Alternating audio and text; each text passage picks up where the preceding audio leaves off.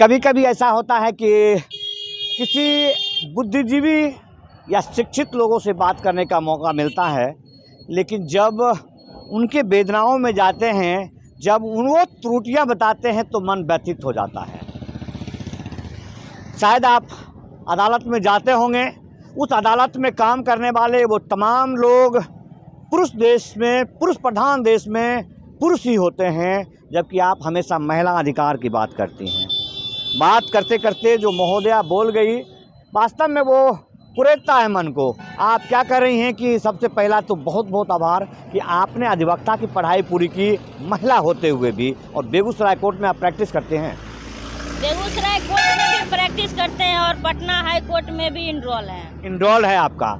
और अभी आपने क्या बताया कि चूँकि समान परिवार से आप आते हैं, परेशानियों की वजह से आपने क्रेडिट कार्ड के माध्यम से पढ़ाई में लोन लिया और आपको प्रताड़ित किया जा रहा है, आपको नोटिस भेजा जा रहा है। देखिए, जब बिहार सरकार का एक योजना है और इसमें स्टूडेंट क्रेडिट कार्ड दिया जाता है। जो भी स्टूडेंट इच्छुक है अपने उच्च पढ़ाई के लिए, कोई गोल है, कोई मिशन है उसको प्राप्त करने के लिए, चाहे वो डॉक्टरी हो, इंजीनियरिंग हो या फिर लॉ से रिलेटेड कोई कोर्स हो या एक्सेट्रा कुछ भी हो, तो उसमें हम लोग को बोला गया था कि स्टूडेंट क्रेडिट कार्ड आप ले लीजिए और सारा खर्चा सरकार उठाएगी। कॉलेज का फीस, बुक वगैरह, फूड वगैरह, ये सब जो भी चीज़ आवश्यक है वो स्टूडेंट को दिया जाएगा। तो हम DRC गए और वहाँ बोला गया था मुझे कि ठीक है, नौकरी हो जाने के बाद आपको जो है पैसा वापस करना है, और अगर नौकरी नहीं होती है तो अगर आप बेरोजगार हैं तो आपका ये पैसा माफ़ हो जाएगा। ठीक है, तो हम इससे संतुष्ट थे और मुझे कुछ पढ़ाया नहीं गया था। बाद में अभी मुझे बार बार ईमेल आ रहा है कि आप लोन जो लिए थे वापस कीजिए और विथ इंटरेस्ट वापस कीजिए। और एक तो सिर्फ लोन ही वापस मत कीजिए, विथ इंटरेस्ट वापस कीजिए। तो ऐसी बात नहीं है कि मैं देने में सक्षम नहीं हूँ। अभी सरकार के स्कीम के बदौलत ही मैं एक सफल एडवोकेट बन पाई हूँ और देने का कैपेसिटी भी रखती हूँ। लेकिन हम उन लोगों के लिए बोलना चाहते हैं, जो महिला, जो लड़की को हम दिलाए थे, वो गरीब थी, मेरे साथ पढ़ती थी, उसको हम दिलाए थे और कहे थे देखो ऐसा ऐसा स्कीम है, तुम पढ़ लो। कुछ शादीशुदा थी, कुछ मतलब कि अनमैरिड थी, और सब बोलती थी कि हमको पढ़ना है, आगे राजदान कुछ हेल्प करो। मेरा नाम राजदान है। तो हम उसको सबको यही बात बताए और सब जा करके मेरे साथ DRC गई और लोन अप्लाई करके अपना पढ़ाई पूरी की। अब वो लोग बेरोजगार है, वो बैठी हुई है और उसके पास नोटिस आ रहा है और वो बहुत परेशान है। कह रही है कब हम कहाँ से, मैं क्या करूँगी, मेरा लोन दिन ब दिन बढ़ता जा रहा है, मैं मूलधन देने के काबिल नहीं हूँ, मैं लोन कहाँ से दे पाऊँगी।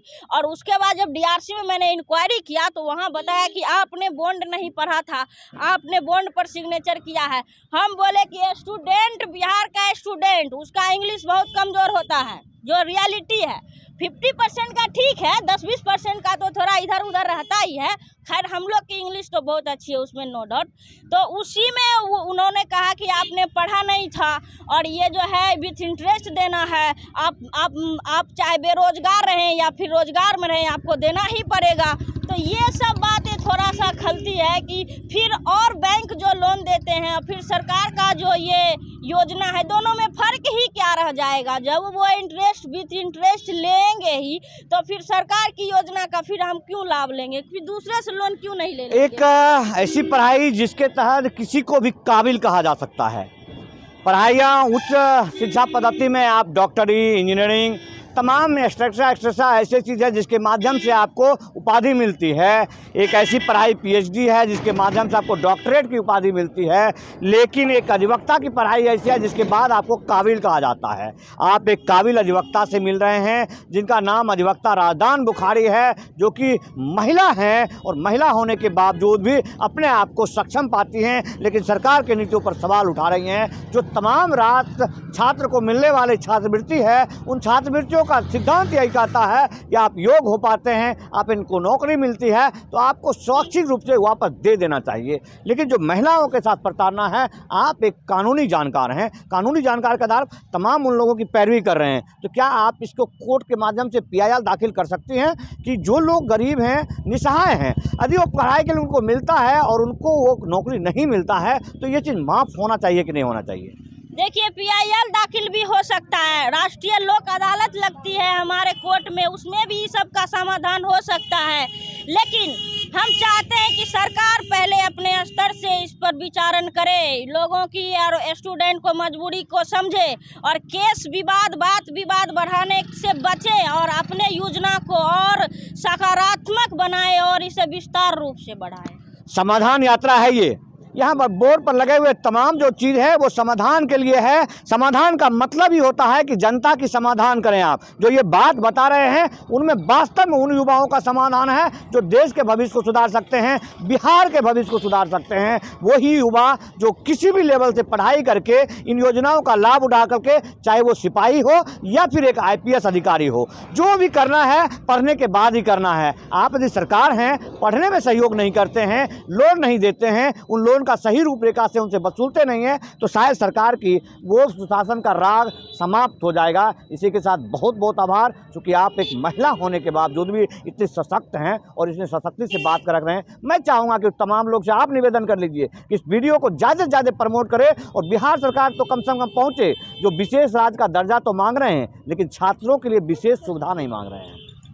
देखिए, मैं सबसे अपील करना चाहती हूँ कि ये जो स्टूडेंट क्रेडिट कार्ड लोन का है जो भी मतलब प्रावधान है वो बहुत अच्छा है और इसी में कुछ जो है इसमें संशोधन की आवश्यकता है और हमें स्टूडेंट को एकजुट होना पड़ेगा। और इस वीडियो को ज़्यादा से ज़्यादा शेयर कीजिए, लाइक कीजिए, कमेंट कीजिए और चैनल को सब्सक्राइब कीजिए। ये जो अभी व्यक्ति आपके सामने खड़े हैं ये फौज से रिटायर हैं और इनके बारे में आपको हम क्या बताएं, ये मेरे गाँव के पड़ोसी ही है और इनमें वो इतनी सारी मतलब की शक्तियाँ हैं, वो सब अपना बेस्ट करना चाहते हैं अपने देश के भलाई के लिए, युवाओं के लिए, स्टूडेंट के लिए, डेवलपमेंट के लिए। सो इन्हीं शब्दों के साथ मैं सबको हाथ जोड़कर प्रणाम करती हूँ। जय हिंद। चूँकि ये कह रही हैं, मेरा परिचय दे रही हैं, मैं देश की सेना से रिटायर हूँ और उद्देश्य ये हमारा है कि भारत सरकार हमें अब भी मेरे आजीविका के लिए मुझे जी भर कर पेंशन देता है, जिससे मेरा गुजारा हो जाता है। सेवा वास्तव में वही सेवा है जो निष्पक्ष रूप से किया जाए। ये आवाज़ छात्रों के लिए है, देश के विकास के लिए है। जय हिंद, वंदे मातरम।